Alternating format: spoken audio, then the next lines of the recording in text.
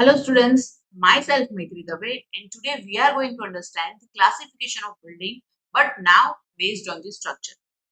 Again we will see the building components which is most important topic. So let us start today's lecture where first we will see the classification of building based on the structure. So basically according to the structure it is classified under three types: the load bearing, the frame and lastly the composite structure.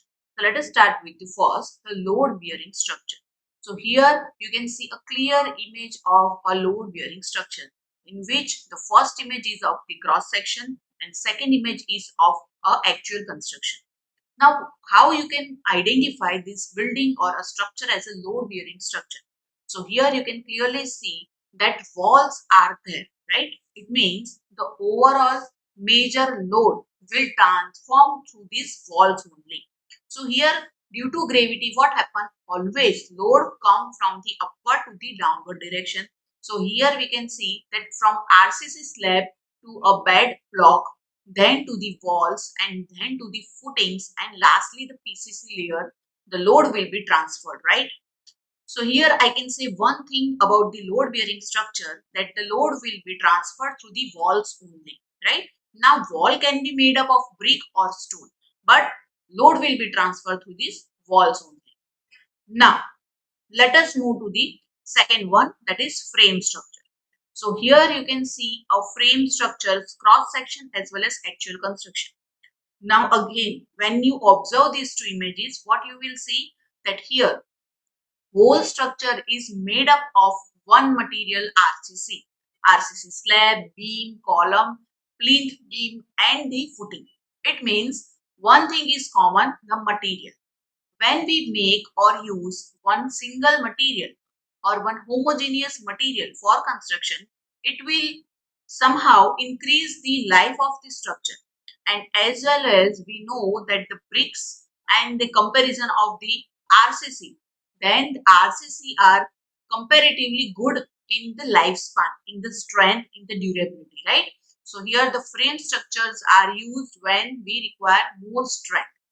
And here you can see that frame structures are mostly adopted when we go for the multi-stories, because here we can get the strength from the material itself, that is made up of RCC, reinforced cement concrete. Now again, how we will transfer the load? Because we understand in the load bearing structure, load will be transferred through the walls. Here wall is there, but now the load will be transferred through the columns only. So here you can say from RCC slab to beam, beam to RCC column to plinth beam and lastly to the footing. So this way the load will be transferred in the frame structure. So here we can get the idea that for load bearing structure we will go for up to 3-story and for the frame structure we will go for the multi-story. So that is how the load bearing and frame structure is two different concepts, right? Based on the requirement of the height and overall load carrying capacity, we have to choose from these two.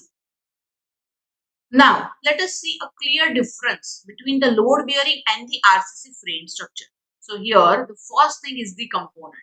Now, what are the components? So the first thing is the component means overall components like RCC slab, then after beam, then for load bearing it is the wall and then the footing. But for the frame structure we can say RCC slab, then beam, then the columns, plinth beams and lastly the footings. So these are the components. Now let us see how the load will transform. What is the mechanism behind it? So basically the mechanism is same, that due to gravity load will always transform from upper portion to the lower portion. But here for the load bearing structure from the slab to the walls and to the footings. But in the frame structure from the slab to the beam to the columns and lastly to the footings. So that is how the load will transform. Next is the wall type. Now, in the load bearing structure, our wall is the main component who will transfer the load. It means load bearing walls we are going to use.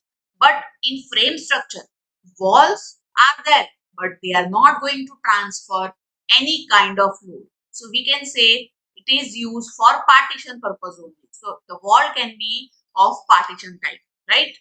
Next is the thickness of wall. So in the load bearing structure, the thickness of wall is decreased when you go for the upper floors. We go for up to maximum 3 story. It means the ground floor having more thickness than the first floor having thickness which is quite reduced, than the last one is again quite reduced. Now why we go for this kind of construction?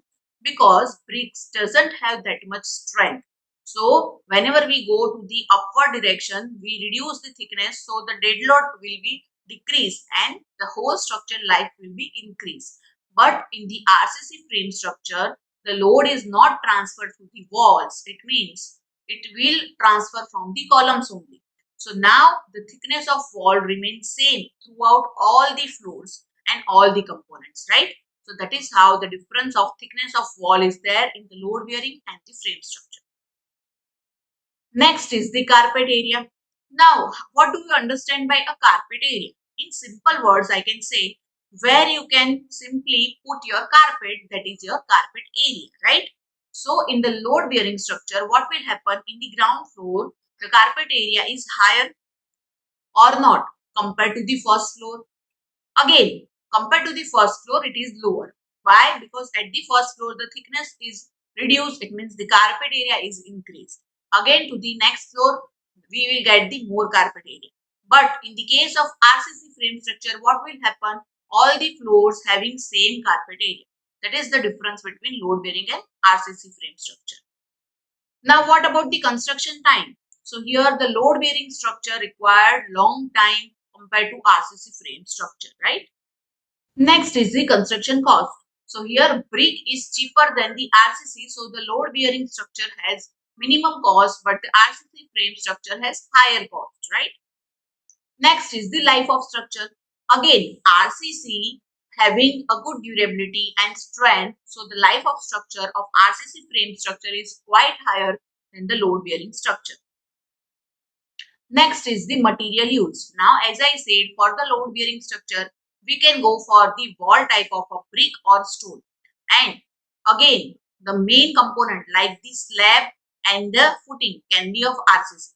But in the RCC frame structure, we will use all the components made up of a single homogeneous component, that is RCC, reinforced cement, concrete. But maybe wall can be of any type. It can be of brick or stone.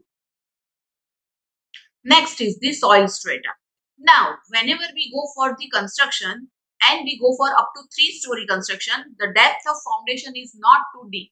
But when we go for the multi-story construction, the depth of foundation is again increased. So, whenever the depth will increase or the load will increase, the soil strata should be hard and firm.